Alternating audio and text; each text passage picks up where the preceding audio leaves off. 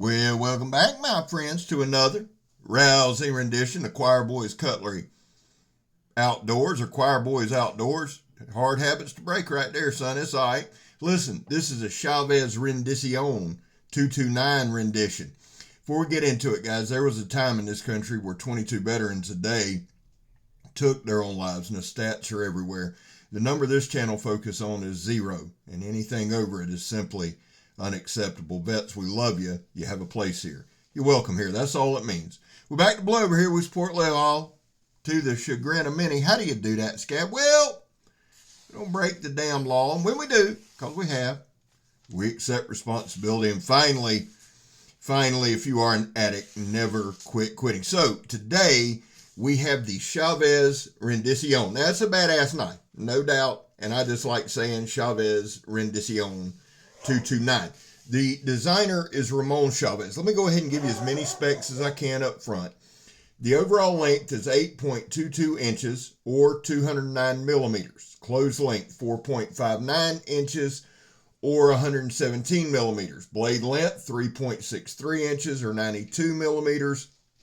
The blade thickness is 0.156 inches or 4 millimeters. Blade steel is M390. Now this one's from JR, and JR loves M390. I'm a big fan of it myself. The blade style is a drop point. Now on the website, it was called a drop point Tonto. Here, guys, I'm just going to show you some size comparisons while I'm reading out these specs. So the website calls it drop point Tonto. Okay, that's kind of interesting. We'll look at that in a minute. Handle material is titanium, and they do this titanium very, very well. Feels really good in hand. Now, I gave you the closed length at 4.59 inches. The inner grip is 3.78 inches, but it has a nice sloped bottom that's open, so your hand fits comfortably, and it will fit most hands. The pocket clip is tip up, right hand only. It is a frame lock. The weight is 6.5 ounces. Little heavy, not bad. I like bigger pocket knives, so for me, that is perfect. But 6.5 ounces. It is made by Riot. The 229 is made by Riot. Now, the blade grind is hollow. The tip grind is flat. I find that incredibly interesting that they would do two different grinds on it. What you've seen so far is me opening and closing it. Tried to give you as many size comparisons as I could to some things you could relate to. I won't call it a big knife. It's a beefy knife. It's a knife I would definitely carry. It's a knife that feels good in hand. I'm actually kind of holding it as I'm doing the narration. That the titanium handle scales, man, just feels incredible in hand. Everything is done really, really well. It opens and shuts beautifully. It just, man, it glides. God, it glides. It's centered very nicely. It does have an open back. It has a spacer at the bottom, but an open back. Now, the rendition is known for its skull pocket clip, right? You can get a different one, but I actually like the aesthetics of the pocket clip. And while we're talking about the pocket clip, let's talk about it just a second. It has good bite, meaning when you put it in, it's not moving. I noticed with this one, it's long and slender, and then at the bottom, obviously it's thicker for that nice control. It's not one that'll tear up your pants, but it is one that grips, so you don't have to worry about it coming out. It has 2 thumb studs, and you can hear me flicking it. So, man, this thing, there are certain knives, man, that just scream at me, right? There are certain knives that I really love. There's certain knives I want to talk you into loving, and then there's certain knives I don't give a shit if you like it or not. I love it. That's this knife. I have liked this blade shape. Like I said, it's a drop point, so I love the aesthetic of that. I love the blade shape. It's got a nice sharpening choil there. And really, on this one, to me, that sharpening choil kind of adds to the aesthetic. You can see it's very, very slicey, but being a hollow grind it is. The edge geometry, the lines are beautiful, and they're even all the way down. Now, I don't say that smartly. On a higher end knife, when you got a knife that's a little more money and a little higher end, I do try to go over it more, not necessarily with a fine tooth comb, but I go over it pretty well. The edge grinds are beautiful. They seem to line up well. The symmetry's there. The tip, I said they called it a Tonto tip. I think if we're going to call it a Tonto tip, it will be Tonto in the traditional Eastern style where it's rounded. It's not that hard American. And I'm going to be honest with you, it's two distinct shapes. And when you just sit back and look at it, and I'll show you a couple, hopefully we'll get a couple more good looks at this knife as we're just doing some work. It's actually gorgeous. The tip looks reinforced. Now right there we did a drop shut. I hit my head there, so that was good. So it drops shut nice and gently. Right here we're just going to cut that right off. Boop. The knife came incredibly sharp. The edge came when a hollow grind's going to slice. It just is. And right here, you see me throughout a lot, and you'll see me in a lot of videos. I cut whatever I can find, right? We don't cherry pick materials. I've got a trunk full of different stuff that we'll try to cut. We cut reinforced sandblast hose. We cut, that yellow hose you see there is actually high pressure air lines to a dead man on a sandblast system. So we cut some heavy industrial type stuff. Don't cherry pick it, just grab it.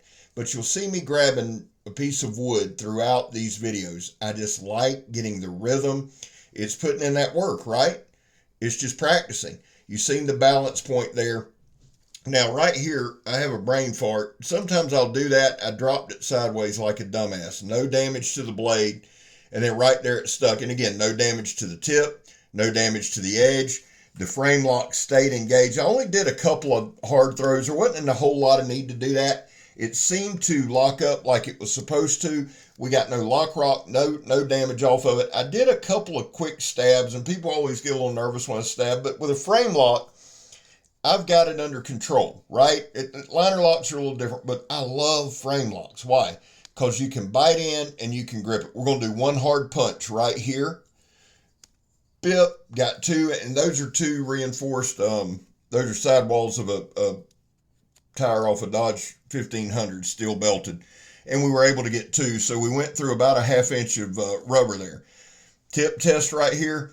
This is where this flat grind shines, man. I mean, it just went straight through it. And I tried to show you guys before I cut it to show you there's no cut, no slight, no nothing there, and I don't do a good job of that. But right here, we're just going to do some pulls.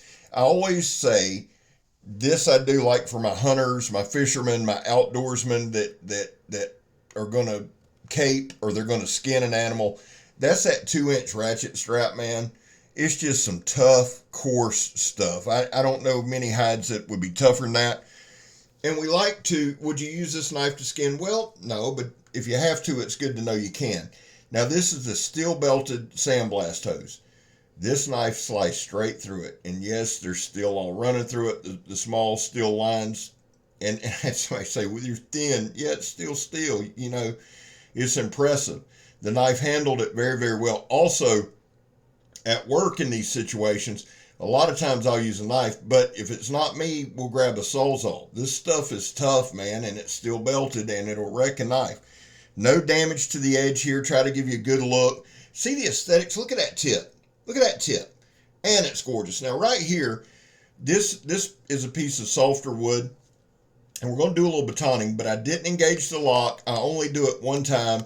Honestly, again, we do more things on this channel than you would do. You're not going to baton with a pocket knife unless you're just in that desperate situation, right? So why do it? Well, I like to do it. We put pressure on the edge, put pressure on the tip, see if it's easy to handle. There's a lot of knives, guys. It's damn near impossible for one reason or the other to baton without the locking gauge. You know, this knife handled it very, very well. We didn't bang on it, didn't blast on it. There's no need to. It is not a sharpened swedge. It's a false swedge up there, but it does add to the appeal. It's a really, really good looking knife, man. And again, I love that drop point. I like that it's I can't think of the finish, man. I just had a brain fart, but it's a beautiful, beautiful finish on the titanium and on the blade as well. And again, you see the sliciness right there. Thinking about this knife and just kind of holding it, there are certain knives, and again, this one's a little more on the expensive end. but it feels great in hand. You know, some knives are expensive and you're like, I wish it felt expensive. This one actually does. Now, that's not a bad thing. I mean, it's like this knife, it's hard to put into words for me because it's a workhorse. It's a tank. It does what we ask it to do. And I've had people say, well, you know, any sharp knife. That's true. That's true. But it came sharp out of the box. It held its edge. It opened and shut. And if you'll notice, we do a lot of opening and shutting one-handed on our folders. Why?